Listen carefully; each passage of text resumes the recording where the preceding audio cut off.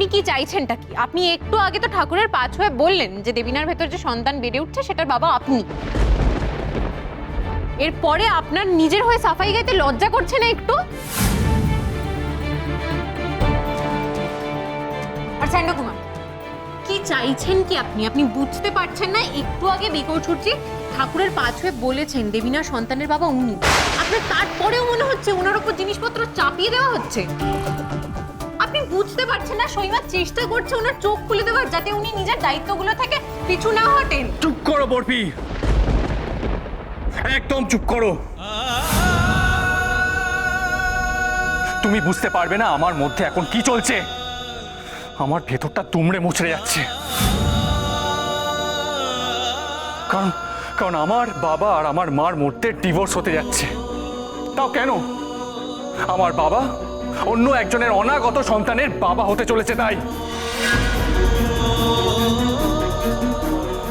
এরপরে আমার সুইসাইড করা ছাড়া আর কোনো উপায় থাকবে না।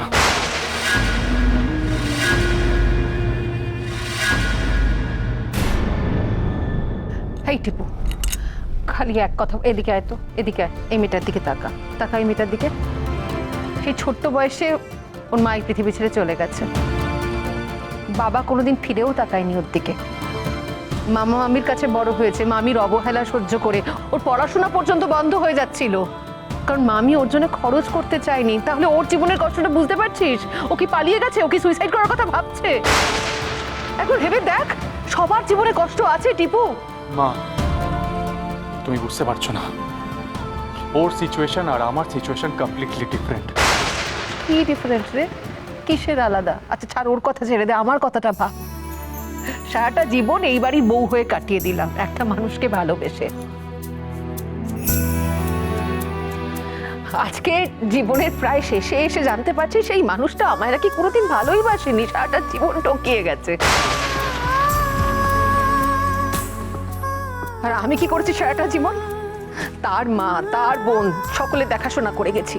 মানে আমার শাশুড়ি, আমার ননদদের পান থেকে চুন খসতে দিইনি। এতগুলো বছর কাটানোর পরে কি রিয়েলাইজ করেছি? সবাই আমায় শুধু স্বার্থে ব্যবহার করে গেছে প্রত্যেকটা দিন। তাহলে আমার কি মরে যাওয়া উচিত? মরে যাবো, শেষ করে দেবো নিজেকে? এত সহজ জীবন?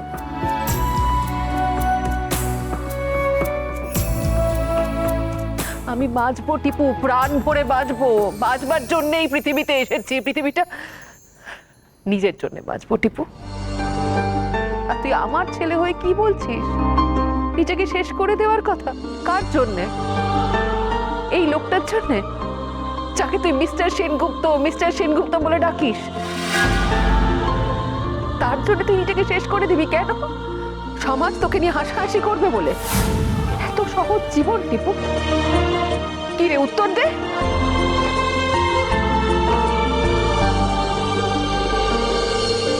কি হলো চান্ডা কুমার, উত্তর দিন। শৈমার কথার উত্তর দিন। মিস্টার সেনগুপ্ত ডাকটা কি শুধুই মুখের, নাকি এই মিথ্যে সম্পর্কটা থেকে এখনো বেরোতে পারেননি আপনি?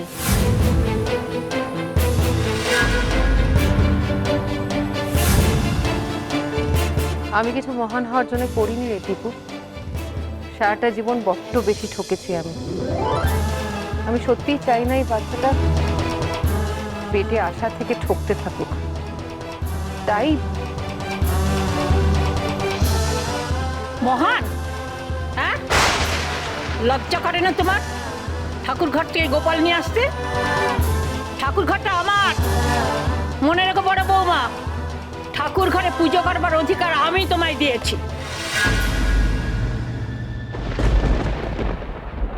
বলা বলা, এনে ঠাকুর ঘরে রেখে দিয়ে আয় তো।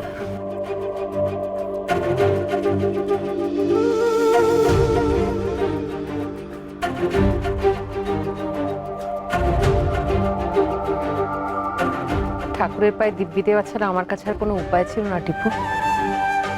সত্যিটাকে সামনে আনা খুব দরকার ছিল। আমার তো একটাই শান্তি, তুই আমার পাশে আছিস। তুই একটা কথা বল, যাকে তুই নিজের বাবা বলেই মনে করিস না, তিনি যদি অন্য কারোর সন্তানকে নিজের সন্তান বলে স্বীকার করে, তাতে তোর অসুবিধে কোথায়?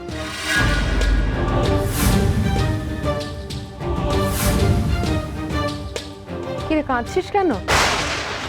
টিপু মা, কি হলো বাবা?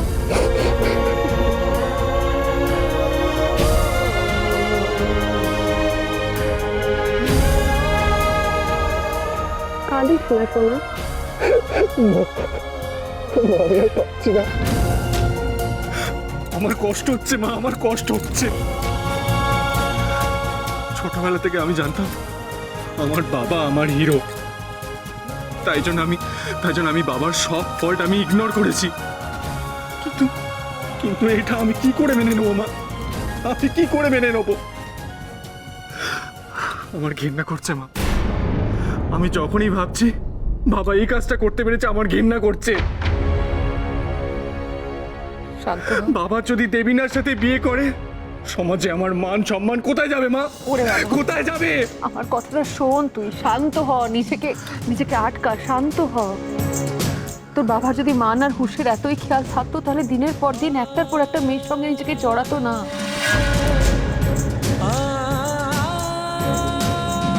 উনি জড়িয়েছেন কারণ ওনারা আমার প্রতি কোনো কমিটমেন্ট ছিল না, সেটা একবার ভেবে দেখেছিস?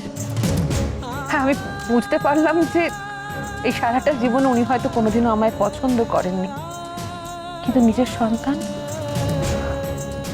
সন্তানের প্রতিও কোনো কমিটমেন্ট থাকবে না? বাধ্য হবে।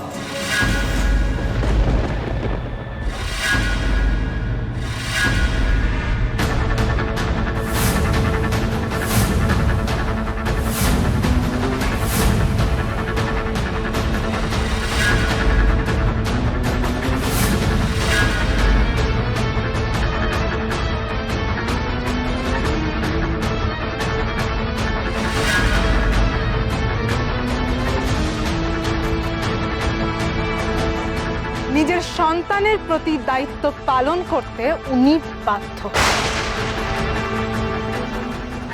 বাবা, তুমি এখানে কেন এসেছো? নিজের মেয়েকে জাস্টিস পাইয়ে দিতে এসেছে। বলো বাবা, বলো, আমি তোমার মুখে শুনতে চাই। দেবিনা তোমাকে এখানে কেন নিয়ে এসেছে?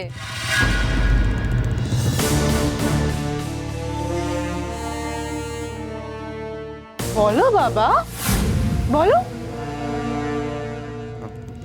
লোক মিস্টার সমরেশ সেনগুপ্ত, আপনি কিন্তু কোনোভাবেই ভাববেন না যে দেবিনা এখানে একদম একলা। আগে আপনি আপনার স্ত্রী, মানে প্রথম পক্ষের স্ত্রীকে ডিভোর্স করবেন, তারপর আমার মেয়ে দেবিনাকে বিয়ে করবেন।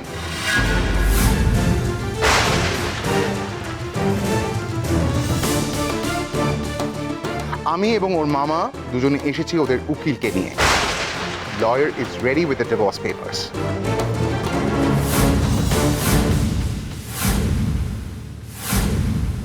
So you and your wife, মানে আপনি এবং সহচরী ম্যাডাম, এক্ষুনি আজ এই ডিভোর্স পেপারে সই করবেন, রাইট?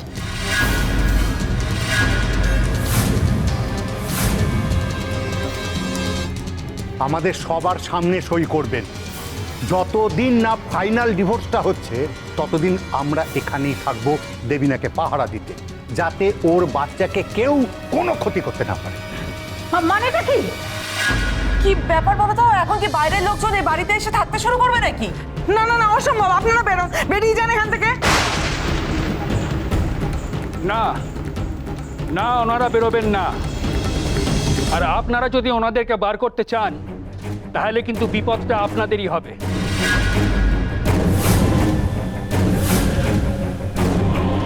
ওনার মেয়ে এখন আপনাদের পরিবারের বউ হতে চলেছে।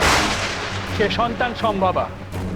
তার সেফটি অ্যান্ড সিকিউরিটির জন্য ওনারা চাইতেই পারেন মেয়ের সঙ্গে থাকতে। আপনারা যদি তাতে বাধা দেন, তার ফল কিন্তু ভালো হবে না। ইনফ্যাক্ট পুলিশ কেস হবে। তখন আপনারা সবাই মিলে সেটা সামলাতে পারবেন তো?